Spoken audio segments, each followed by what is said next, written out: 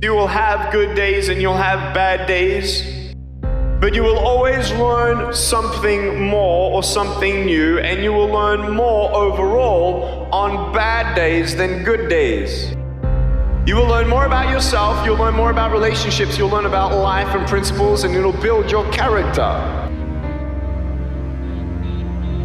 You may have arms and legs, but unless you know three things. Number one, who are you and what your value is? Number two, what is your purpose here in life? And number three, what is your destiny when you're done here?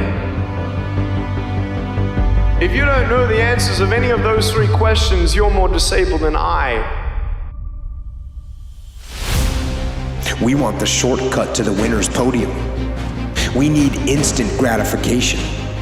And when we don't get the short-term glory, sometimes we lose sight of those long-term goals. They fade. We lose focus. So we stop the daily tasks and the daily disciplines that will allow us to achieve our goals. Then a day slips by, and then another day. Then a day turns into a week, and a week into a year, and you look up in 6 weeks, or 6 months, or 6 years, and you've made no progress, none. Why do you do this thing every single day, and what does it mean to you? I want you to ask yourself those two questions every single day. That the tragedy of life does not lie in not reaching your goals. The tragedy lies in not having any goals to reach. It isn't a calamity to die with dreams unfulfilled, but it is a calamity not to dream. It's not a disaster to be unable to capture your ideas, but it is a disaster to have no ideas to capture.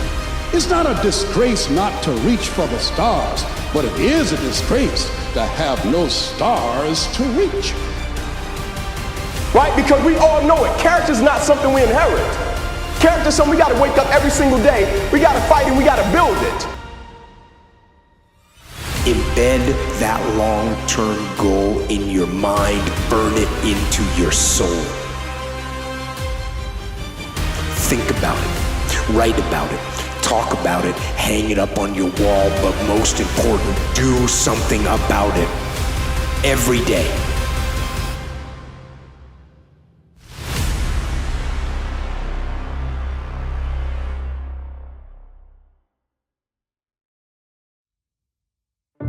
You've got 60 years to put yourself together, and God only knows what you could become.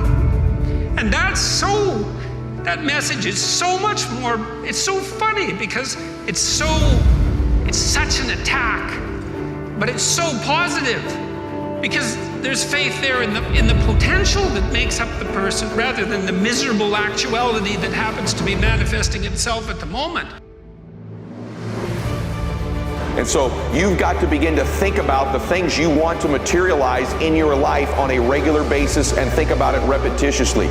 Literally, the things that we obsess about become the things that we possess in our lives. Most people, those variable 9% of the thoughts is the new thing they're worried about, the new fear they have, the new response to an email they have to make, and they never dictate the terms. Remember this, your mind is a weapon. And you got to begin to use it and pick that weapon up and control it. Most people are out of control with their mind. They don't point it at something. They let the world point it and they misfire all the time. So today, I want you to pick up that weapon that is your mind and begin to point it at the things you want, knowing that it's a magnet that draws to you the things in your life that you would most like to have or that you would most not like to have. Constantly note that you're not what you could be. To take responsibility for that and to commit yourself, like body and soul, to the attainment of that ideal. Commitment is staying true to what you said you would do long after the mood that you said it in has left. Commitment is staying true to what you said you would do long after the mood that you said it in has left. Similarly, there is no such thing as my life and your life. There is just a living cosmos. If you capture more life, then you will see you have more grace. The depth, dimension and scope of your life is determined by how much life you capture within you. It doesn't matter what kind of body you have, what kind of intelligence you have. If you have not captured substantial life within you, you will live a small life. That's how it is. I say you got goals and dreams, things that you're reaching for, things that will make you stretch, things that will challenge you. I say don't lose that passion and that drive for life. It will keep you alive. Stand up in yourself. You got to fight. You will have opposition. Things gonna happen to you in life. It's called life and it's not personal.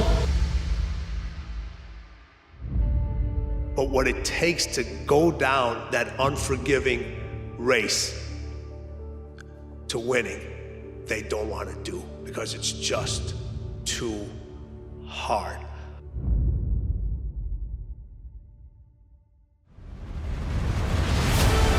Here's the secret.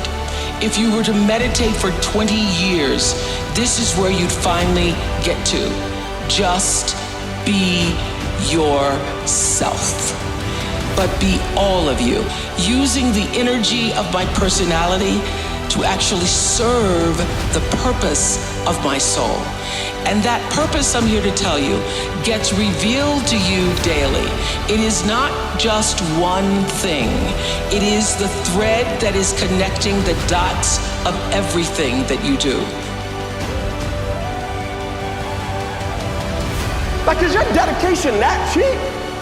Is your level of commitment that cheap to where all it takes is for something not to go the way that I want it to go, and I'm not the same individual, and the level of which I once cared, I no longer care that deep about? Like, is it that cheap?